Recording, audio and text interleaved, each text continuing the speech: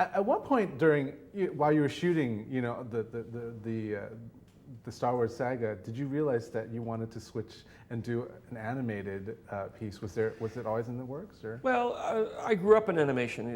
When I was in film school, my first films were animated. I took animation classes. I started out there, and then over the years, I've worked with animators John Cordy and other people. And Steve Spielberg and I did a series called Land Before Time Began, and so I've always loved animation. And then when I was doing episode 3, I was sort of lamenting the fact that the Clone Wars really has nothing to do with Anakin Skywalker's story of descending into the dark side, and the other part was that because he's struggling, he has this personal interior struggle. His character became very one-sided, very angst-ridden.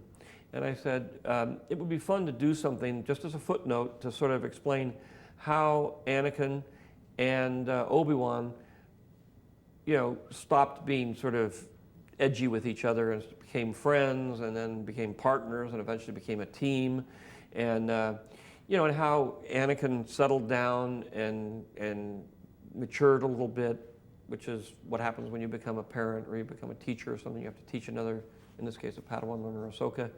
It would be nice. It's not part of the plot of him, but it does show him as a normal human being, which is the only time I got to do it was when he was 10 years old, and I never got to explore that part.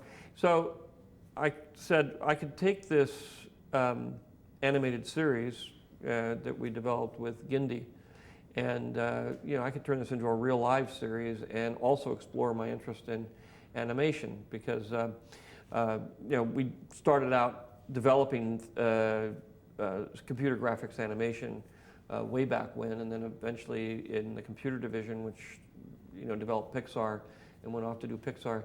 And so we had a lot of the tools, knowledge, and ability to do that. I just never had the place to put it.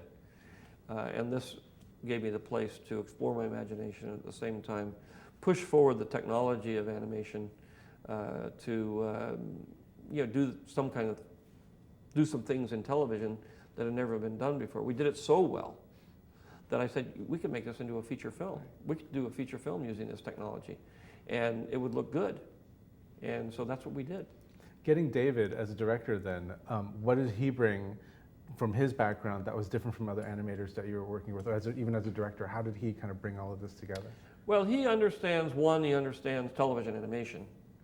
But I did tell him when we started, I said, this is not television animation. We're going to live action.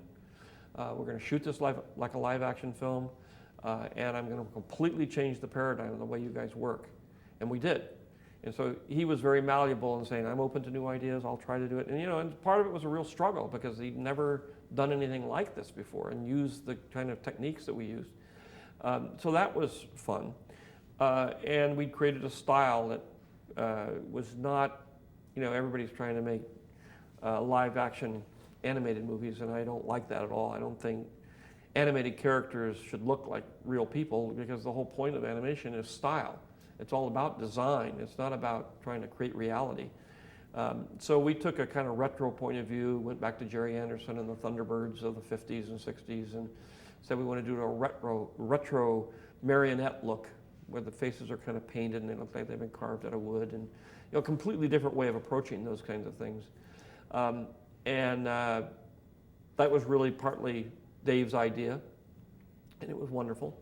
And at the same time, it gave me a chance to introduce him to the more complicated aspects of movies that are based more on editorial technique than on storyboard technique.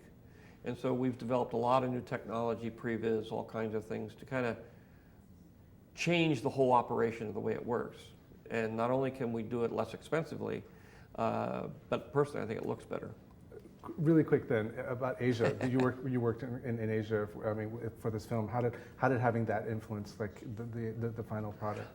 Well, we had an advantage of becoming involved with a studio in Taiwan, CGCG, and then we built our own studio in Singapore and trained the people ourselves, and have built up. Now we're working in both studios, and it's been a great experience. It's been a long, difficult experience for everybody, starting from, and working at this level. This is normally what people like Pixar, DreamWorks do for hundreds of millions of dollars.